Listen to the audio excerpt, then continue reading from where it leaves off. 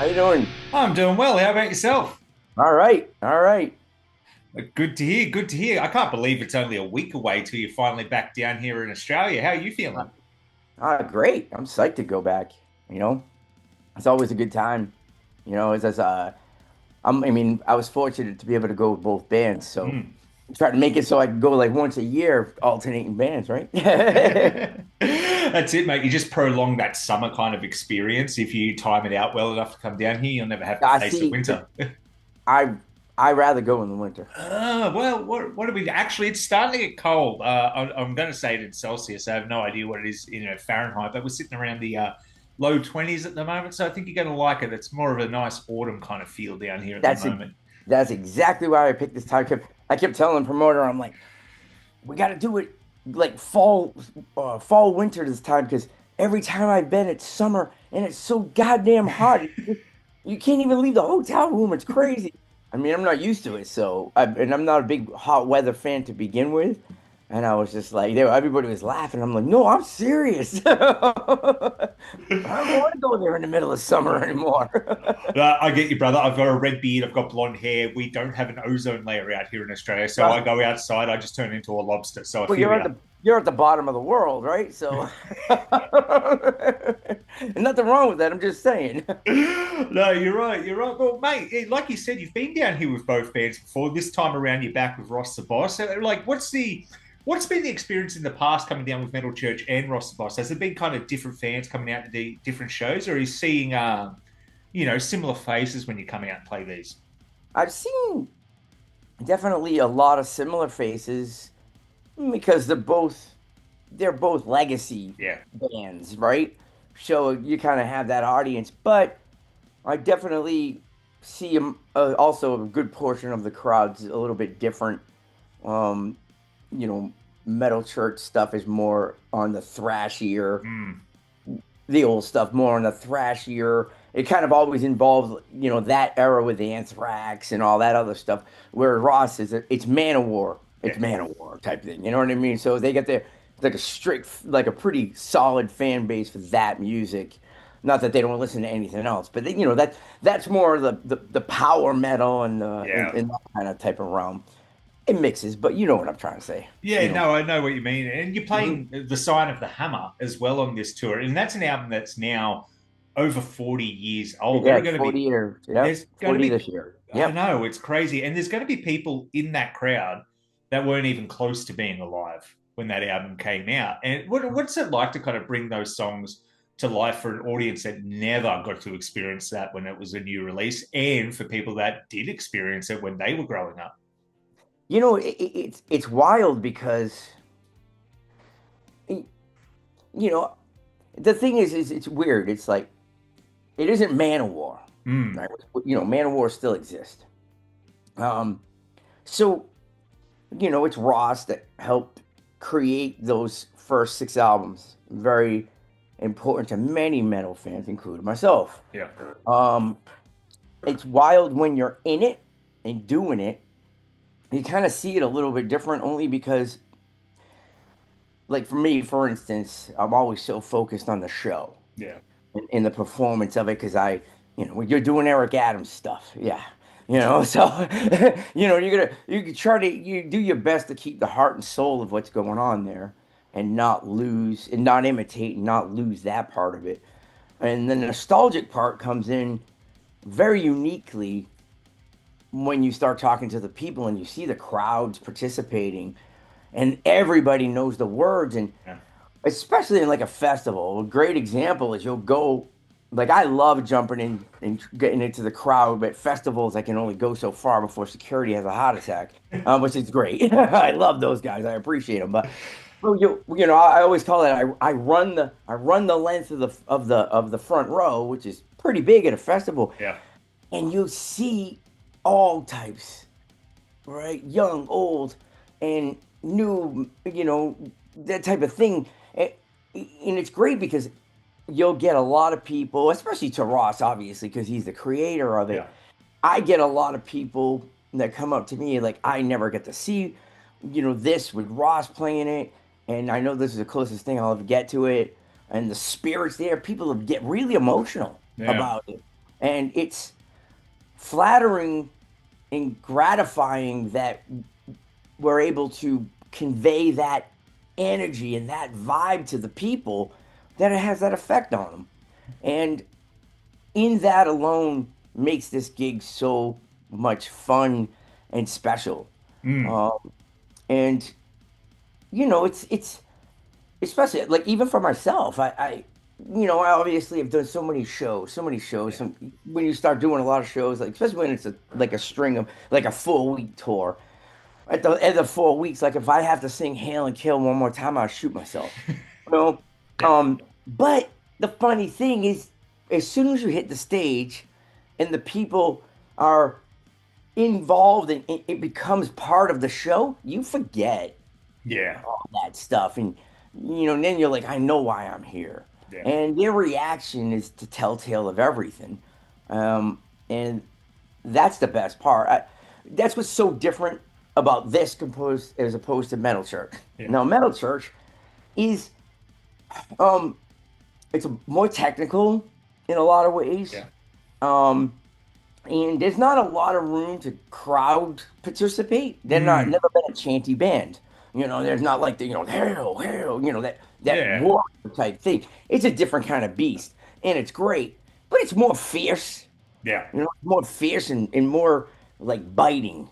Yeah. And I try to get in the crowd. There's a couple of spots where I'm able to get the crowd, like watch the children pray and different things like that. I started getting my ground with trying to get the crowd in because I feel that that connection's the most important.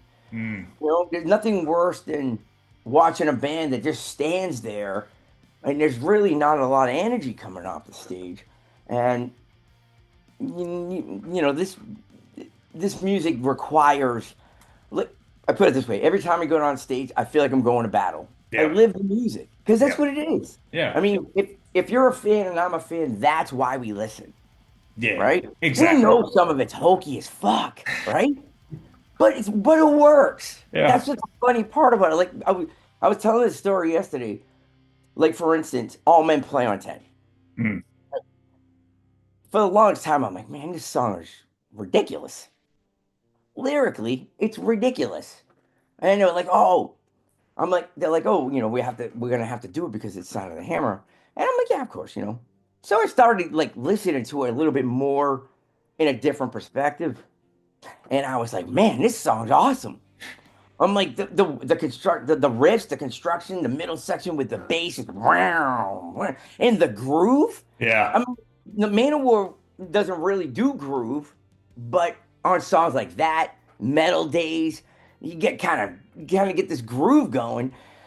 And we were laughing because at practice when we were rehearsing, it was we're going over the other stuff, burning, real precise, burning, oaths and all the crazy precision stuff. And then it's like, nah, dude, you got to kick into a groove now. Yeah.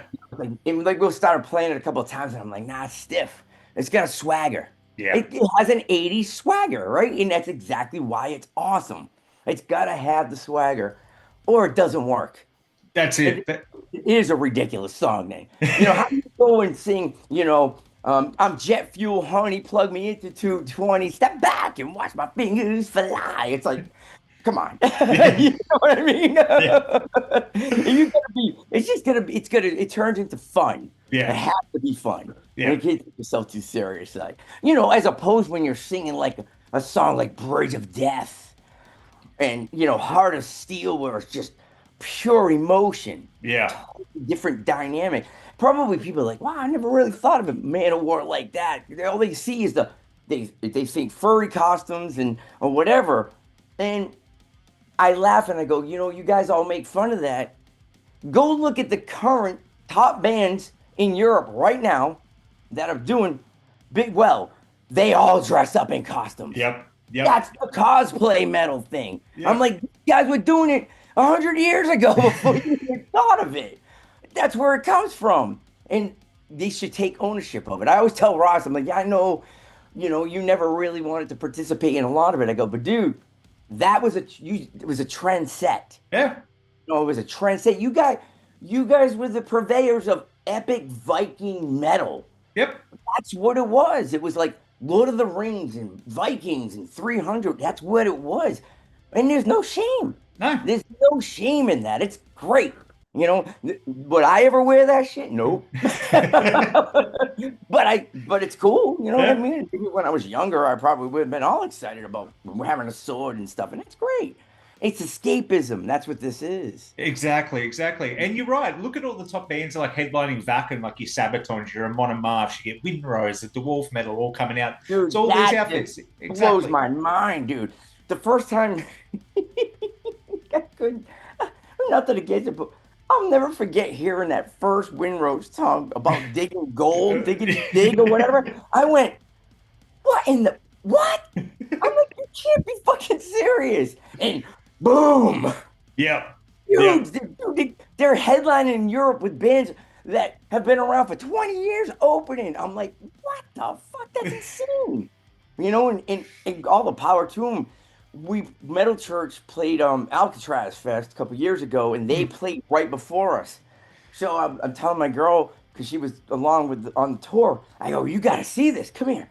And we're on the side, and they got the hammers out, and they got the big coats. And she's a huge Lord of the Rings fan, so Yeah. I was like, "What's dwarf metal?" She goes, "Are you kidding me?" I'm like, "I'm serious. Watch." She goes, "That's pretty good." It was like, wow. I go, it like Brothers of Metal. Yeah, I love Brothers Metal. Yeah. I told Ross, I go, "You good? You getting money for this? Are you getting money for this?" Yeah. I'm like, "'Cause I think they should give you some money." I'm like, I go, my case is made, dude. I'm Yeah. like, it exists more now than it did when you were doing it. Yeah, which is the crazy thing, which is the absolute crazy thing about it, is there is so much more that are going back to the Manowar, all those bands back in the day, that there was maybe half a dozen, maybe a dozen back in the day. Now there's hundreds of them, and they're all doing well. They can all cycle out, they all tour with each other. It's just kind of blows my mind. I think it's that nostalgia taste of, like, sometimes when you're in the moment, back in the day, things are seen as a bit more cheesy, and it's kind of like, oh, that's not cool. But there's a nostalgia factor that comes back. I always consider, like, Manowar, any of that old kind of stuff, I compare it to 80s action movies, like a Kickbox with Van Damme. You've got serious parts, but you've got your silly parts where he's drunk dancing with the girls that makes no sense. And you're like, how can you have this in the same movie? But it works for some reason. I kind of feel that's how the music works at the same time, because it's light and day on the exact same album. Yeah. It's interesting because while they were doing that, in that time you had, Rat coming up and Winger and maybe not Winger, that's a little too later, but Motley Crue, the glam thing, the Hollywood Sunset Strip thing, partying, decadence, women, booze, drugs, whatever. It wasn't about slaying dragons, No. But funny is that, like, a song like All Men Play on 10, it is that 80s Hollywood type of thing, but it never carried over, I felt, because they had this stigma of being like furry, knights in armor type of thing. And I could see where that cross, it got blurred in the day. Now it doesn't even matter. Well, nothing matters anymore, which is, I love, because, like, I think one of the most amazingly eyes open experiences, the first time we played Wacken. Now I had just gotten the band. I wasn't even in the band for a year when we played Wacken. That was my first festival. The 90,000 people, and it was streamed live. Dude, I was so nervous. I thought I was gonna throw up. But that was the thing. I remember I'm watching Emperor, and then Europe came on, and the place was insane. Final Countdown, the whole place was, and then Accept comes on, and then Catatonia, and then, like, like a hard black death metal band or something, and everything worked. Yeah. I've been waiting my whole life to see this. There is sometimes, but there was no elitist genre thing going on, no gatekeeping at what's cool and what isn't. I'm like, dude, stop it. Yeah. It doesn't make sense. For a lot of people, I like variety. Thanks. So I'm gonna go listen to freaking, Marilyn Manson, and then I'm gonna go put on a Scorpions record. Yeah. And then I'm gonna go, listen to Fear Factory, and then I swear to God, I want to hear ABBA and freaking Barry Manilow. Do Yeah. I lose my metal card for that? Nope, because how many bands have done covers of those bands in Exactly. metal? There you go. It's music. That's what a lot of people have lost. It's music. Yeah. Or, we listen to it for enjoyment. You Exactly. know, and that's why we play, and that's the catch 22 of being in a band of this level and higher, where you play a lot and travel. Sometimes it starts to not be fun, Mm. and that's when you got to check yourself. Yeah. You know, Yeah. and I know every musician will probably feels the same way, that you have to check yourself because you have to remember why you're there. Yeah. You know, like number one rule, always remember, no matter what kind of mood you're in, you go out there and you give it 150%, because those people are excited to see you. They paid the money to see you, and you're there for that. Yeah. And they're the ones that give us that energy to bring that purpose back. Mm. And that's always been a constant battle, because it gets repetitive. It Yeah. gets repetitive, every band. And the crowd is the most important thing. It's like Metal Church it was so cool because we did a meet and greet every night after the show for free. Wow. People don't realize we traveled all day. We played a brutally, almost 2-hour show, and no break. We just go right to the table and meet everybody. Yeah.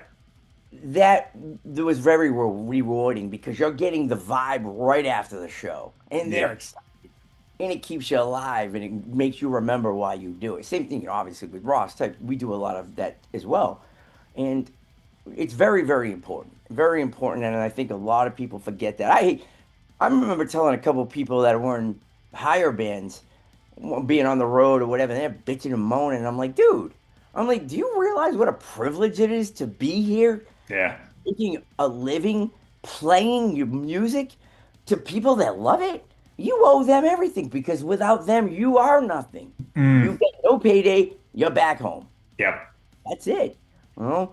And that's the respect that they all deserve, and that's it. There's no other explanation. If somebody doesn't agree with that, well, that's your thing. But I really feel strongly about that, because not that long ago, I was that person in the audience. Yeah. The one thing is I'm always a fan. Don't care what level band or how good it does.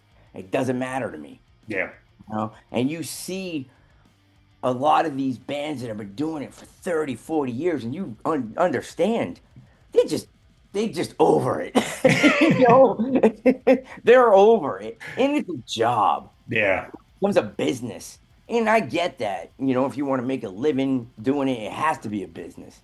But sometimes, definitely, I've seen people lose sight of it. And I've kind of been like, dude, you should get out there. Or go back home and do a roof or something. It's like, come on.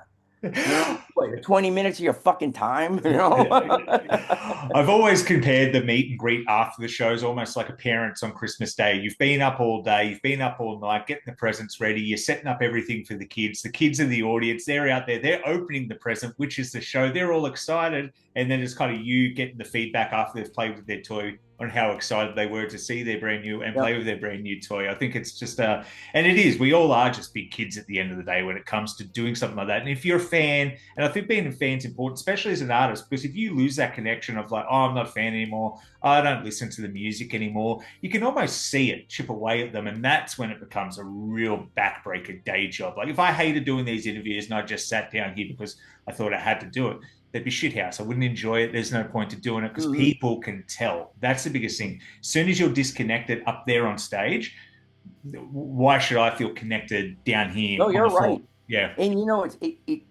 and I'm just as guilty as everybody else. Definitely, there's been those shows where it's just like it's not working, Mm-hmm. and you just for me, I get super depressed, and like, what do you do? Yeah. You're here now and trying to make the best of it. Everybody's guilty of that sometimes. That disconnect happens, and they know, no matter how much you try to phone it in, they know. Yeah. And I always have like, wow, I feel bad. If I have a bad show, I feel terrible. You know, it happens though. Yeah. You know, why do you think so many bands track now? Yeah. Because of the schedules. Not Yeah. because they can't do it, it's because of the schedules. Yeah. You can't do freaking 12 shows in a row. I mean, maybe I know a lot of the death metal bands. It depends on the genre of music, but dude, after the 12th show, you're done. You're Yeah. done. The Yeah. beat. You need a minute, you know? Yeah. And you can see what these big bands, like a Power Wolf, and they got these massive productions. You're not replicating that live No. without fucking 20 people, if that.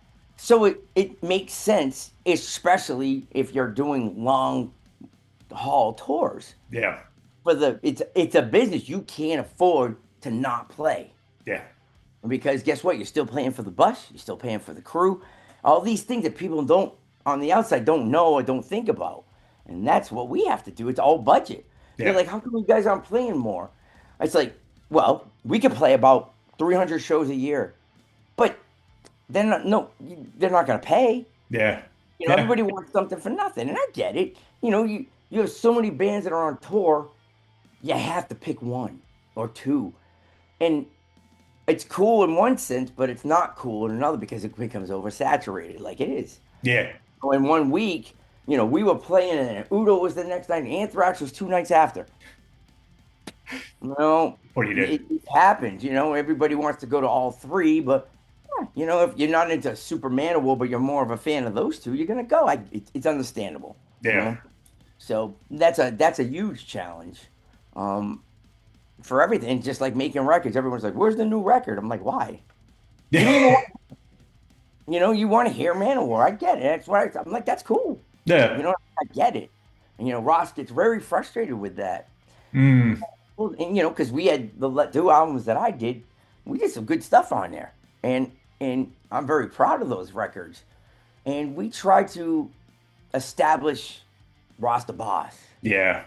Because you have 6 more Manowar albums Yeah. that are untouchable. So why bother? Mm. It's like Maiden. I was said, Number of the Beast. Perfect example. Well, how come they never did anything to sound like that? Why? They did it. Yeah. It's done. They're Yeah. never gonna beat it. So they move on to a different sound, which is what they went and did with Peace of Mind and then Yeah. Power Slave. Yeah. That natural progression, keeping the sound, but it's not the same. And that's kind of the philosophy that we were pushing on when we were doing the records. Right now there's no urgency to write. Yeah. There really isn't. Because labels are pretty obsolete. They're Mm. gone, and it's only a couple of labels that really control everything. It's TikTok, it's YouTube, and it's a different era. And physical copies is nostalgic. Like, I Oh, want the artwork, which is great. It's cool. I totally love that. And as a designer, I do a lot of bands vinyls, Mm. and I always try to go every possible asset that I can, so it's a collector's item. Exactly. Yeah. Right? I'm a bad boy for buying. Like that whole cupboard is just full of vinyls. I'm just dedicated to it. Yeah. Yeah, no, it's great. And how cool is it that you can bring it, you can buy a vinyl at a show and then have it signed. It's even better right there, right? Yeah. So, so there's a lot of things that are involved with putting a band out there that a lot of common listeners just don't know. And that's okay. That's not for them to know. They're just fans. But it's always funny when you get the fucking keyboard warrior critics, and they don't have a fucking clue at how the mechanism works. No. I mean, I'm a victim. I've been misquoted so many times. It's comical. Yeah. I'm laughing. I'm like, I didn't fucking say that. I go, it's like politics. You took one piece of the whole sentence and it sounds terrible until the context of what it is you're talking about. Yeah. Yeah. Yeah. And you get a lot of that, and that's stupid. And it's totally stupid because, the world is a fucking mess as it is. This is supposed to be for escapism. Yes, exactly, Right. exactly. But You know? unfortunately, like news media has been all its whole life, it exists to rage bait people into clicking something. Even some of my interviews have been picked up by other websites over in the UK, and they pick Mm. one line out. I'm like, and I see it come up in the titles like, he didn't say that, we didn't say that. If you literally read the next line, it's fine. But no one Mhm. clicks on the article. They just read what the headline says and take that as gospel and move on with my life. It drives me nuts. So I can Right. only Yeah, like imagine. it's a perfect example. Like, when I did an interview at the NAM convention, and everybody's, well, what's going on with Metal Church? I'm like, I don't know. I said, I have no clue. And they're like, well, what do you mean? I go, well, you know, a couple of us, we haven't heard from the other guys in over a year. Mm. And I haven't heard from anybody. And then you start getting, hasn't doesn't even know if the band still exists. Hasn't heard for over a year. And then you got people. This is the best. You got people going, dude, man, why don't you just pick up the phone? I'm like, like I didn't do that. Yeah. You know what I mean? It's like, come on. I mean, are you that fucking stupid? Yeah. Why don't you just try to call them? Okay, what a genius idea. That's why I've learned to just laugh at all that stuff because it's so meaningless. You know what I Yeah. mean? You It's have to, like, you have to, mate. It's at the end of the day, it's like you're a bloke, I'm a bloke. It's a tough thing. I've got my best mate. I might not have spoken to them in 3 years. Doesn't mean we're not still close. Doesn't mean we're mates. It just means I've got something else going on at the moment. But I'll get exactly. around to it. It's just Exactly. life. It's just life Yes. at the end of the day. Yeah. Yeah. Yeah. I mean, that's just how it is. And you just got to, you know, but it sucks a lot. Some of that stuff can actually hurt a band's attendance. Oh yeah. Just like in the media, when somebody says something and gets all these people pissed off, they're already mad or they're not enjoying something, and all of a sudden they're like, "Oh, I made a mistake. I didn't.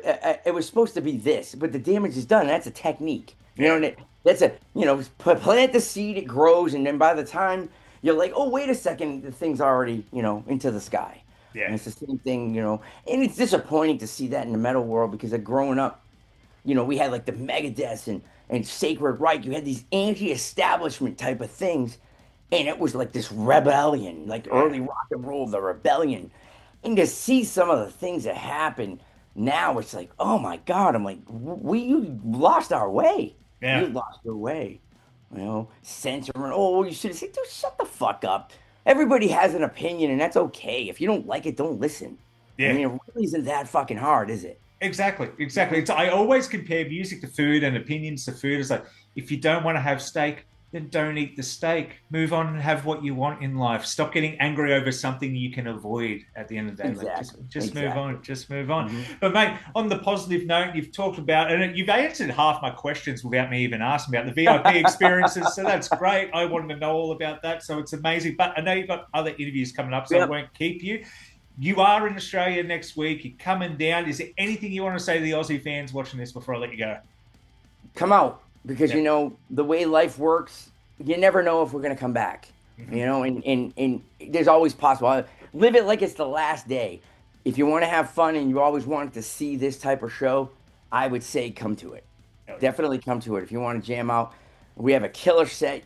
We're doing half the set we've never played in Australia before. So, that's a special thing for us and for the fans because we've been there 3 times and the spectrum of songs that we played is pretty wide. And then we want to keep that going, Yeah. like, oh, well, I saw them play Bridge of Death last time. Well, we're not going to play that one. We're going to play this one because you haven't heard this one before, So that's what I'm hoping everybody will come out for. It's going to be a fun experience, and that's how I best can say it. Beautiful. And if you're interested, ticket links will be down in the comments below. But Mark, it's been an absolute pleasure. Can't wait to see you in Sydney next week. Awesome. Look forward to meeting you, brother. Thank you. Beautiful, mate. Enjoy your day.